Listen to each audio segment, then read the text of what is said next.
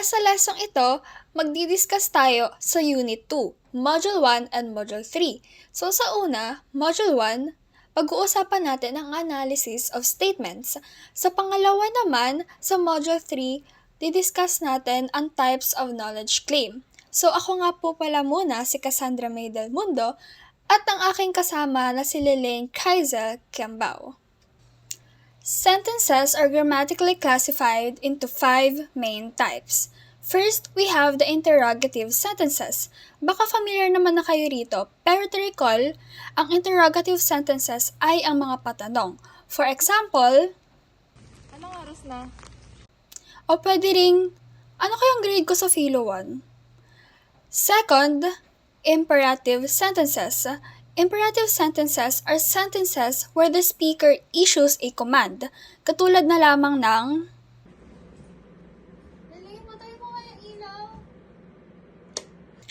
Third, we have exclamatory sentences. With the word exclamatory, you express strong emotion or excitement naman. For example, Uy girl, ang sarap talaga nito. Like, ano mo nabili? Fourth, we have expletive sentences. This is when you express a wish or desire. For example, Bayan, dami namang gagawin. Sana matapos ko lahat on time. now, baka ma-confuse tayo sa imperative, exclamatory, and expletive. Kasi common sa kanilang tatlo yung pasigaw, ano? May exclamation point kapag sinasabi.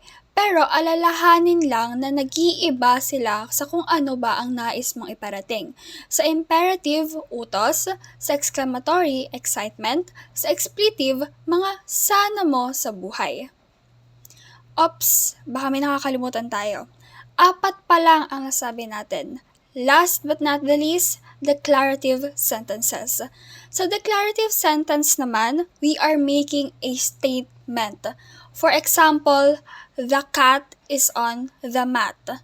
Therefore, out of the 5 classification of sentences, only the declarative sentences can be used to assert a knowledge claim.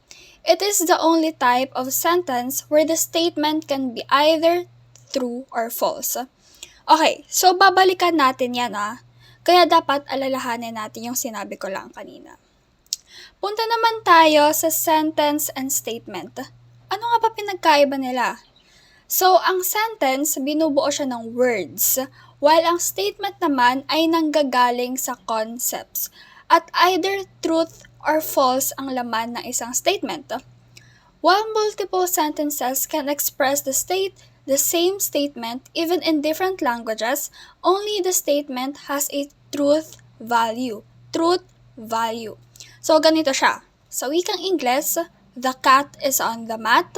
Tapos sa wikang atin naman, ang pusa ay nasa ibabaw ng banig. Hindi ba kahit ibang lengguwahe ang ginamit natin, they still both express the same knowledge claim. Most philosophers agree that it is not the sentence that is true or false, but the statement it expresses. Meaning, kapag daw ang nag-uusap tayo kung ang isang bagay ay totoo o hindi natin pinag-uusapan yung sentence mismo. Like yung mga salita or words sa sentence. Pero yung idea or claim na ine-express ng sentence na ito. In short, sentences are just tools. What can be true or false are the statements na sinasabi nito. So, how do we analyze the truth values of statements? Diba nabanggit ko yung truth value kanina? So, eto na nga. Diba kanina, sinabi natin na ang declarative sentence lamang ang nakakapagsabi ng isang bagay na either totoo o hindi. So, a declarative sentence only express a true statement if what it says matches reality. Balikan natin yung example natin kanina. The cat is on the mat. Kung yung cat talaga ay nasa ibabaw ng mat sa totoong buhay, then yung statement is true and successfully conveys a knowledge. If ganito naman, hindi nasa ibabaw ng mat yung cat. Wala siya sa ibabaw ng mat, okay? And despite both of them existing in the real world, like may cat talaga at saka mat sa totoong buhay, pero yung the cat is on the mat, mat is hindi nangyayari, then the statement is false. Pero, sa totoong buhay, yung cat or and yung mat, hindi talaga nag-exist. Like, imagine a world na wala namang cat or mat.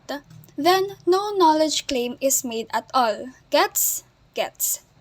So, may 3 main principles na makakatulong sa atin to analyze the truth value statements. Number 1, principle of identity or POI or POI. I-font yung alalahanin ng mas mainam. Sinasabi ng POI, if a statement is true, then it is true. Kasi hindi naman daw nagbabago ang katotohanan ng biglaan. This principle assumes a stable world. Pangalawa, principle of non-contradiction, PNC naman dito. Sabi ni PNC, a statement cannot be both true and false at the same time. Tama naman 'di ba kapag sinabi kong the board is green and the board is not green, then isa lang yung tama dapat. Different siya sa inconsistency kung saan both claims might be false. Like, the board is green and the board is yellow. Pero pareho silang magiging mali kung yung board naman ay black. Lastly, number 3, principle of excluded middle or PEM, PEM.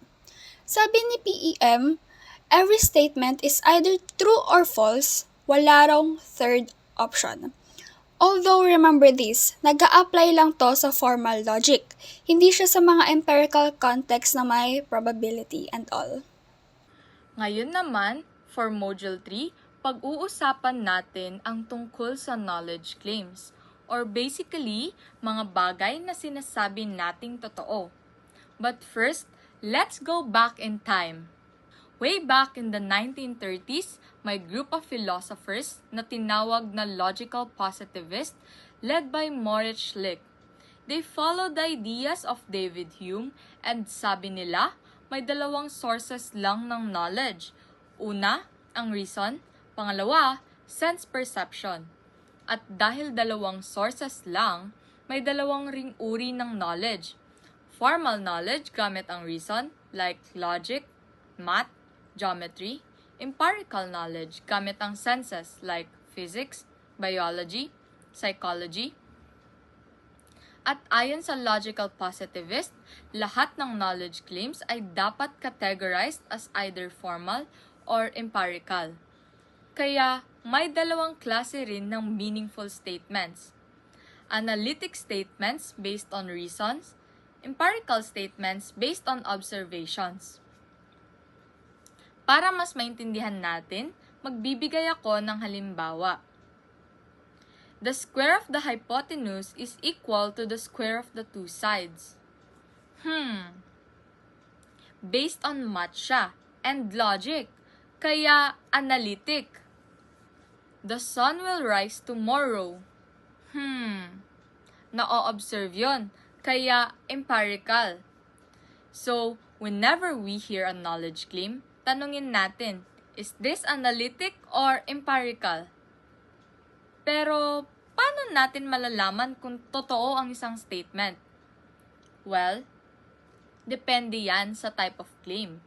Kapag analytic claim, use coherence theory. Totoo ba siya dahil consistent sa logical system? Kapag empirical naman, use correspondence theory. Tugma ba siya sa actual reality na nakikita o nararamdaman natin? Magbibigay ulit ako ng example para mas maintindihan nating lahat. 5 plus 7 equals 12. Analytic, kasi consistent with arithmetic rules. The weather is warm. Empirical. Check mo gamit senses mo. Kaya mahalaga alamin muna kung anong type ng claim bago mo i-verify kung totoo ito. Now, let's dive deeper into empirical claims. Madali lang to. Kung pwede mong i-observe gamit ang senses mo, empirical siya. Examples. The girl beside me is wearing a red dress. My classmates are noisy. Palma Hall Room 312 has a busted electric fan. Lahat ng yon ay pwede mong i-check using your 5 senses. Use correspondence theory. Tumutugma bang sinabi sa reality? Kaya if gusto mong i-test kung empirical ang isang claim, tanungin mo lang, pwede ko ba itong i-observe or i-experience directly? Kasi kung oo, empirical nga yan. Ngayon naman, let's go to analytic claims. Ito yung mga based sa definitions and mga based sa logic. Sometimes, mukhang observation, pero actually, about meaning talaga. Sabi ni Kant sa analytic judgment, the predicate is already part of the subject. Examples: all bachelors are unmarried males, fathers are male parents, bigamy is getting married twice, brothers are male siblings. Subukan nating i-deny yung dalawa sa sentences na yon. All bachelors are not unmarried males. Fathers are not male parents. Ang labo, no? Kaya analytic ang mga yan. Denial leads to absurdity. Pero, what if ibahin natin? All bachelors are unhappy. Fathers are strict. Old maids are grouchy. Brothers are naughty. Empirical yung mga yon. Kasi kahit i-deny mo, hindi siya contradictory. Tandaan natin, if denial leads to contradiction, analytic. If denial is still possible, empirical. Magbibigay ako ng more analytic examples. Birds are animals with feathers. Oranges are segmented. Triangles have 3 sides and 3 angles. Lahat ng yon na-verify using coherence. Check mo kung consistent sa definitions or systems like math or geometry. But here's the thing, okay? The logical positivist made a bold claim. Sabi nila, only 2 types of meaningful statements exist, analytic or empirical.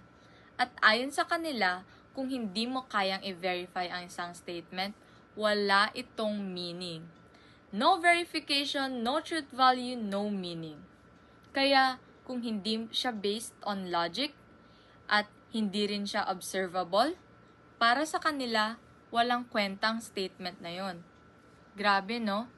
Pero, maraming philosopher ang nag-disagree. In fact, they reacted violently sa idea na to. Paano nga naman kasi yung mga ethical, moral, religious, or aesthetic statements? Meaningless na lang ba sila? Just because they're not analytic or empirical, does that mean valueless na sila? Of course not. Kaya dito papasok ang evaluative claims, the third kind of knowledge claims. Ito yung mga statement na murder is wrong, love is beautiful. Meaning, they express our judgments, our values, our emotions about something. Hindi sila analytic kasi hindi sila based sa logic. Hindi rin sila empirical kasi hindi mo naman directly ma-observe yung wrongness or beauty. Pero does that mean meaningless na sila? Hindi. They're still meaningful. Examples ng evaluative statements ay, sex without love is immoral. Polygamy is a mortal sin. The sunset is beautiful. These are judgments based on passion or emotion. Pero ayon kay Hume, emotions can still be a source of knowledge. So, paano sila na-verify?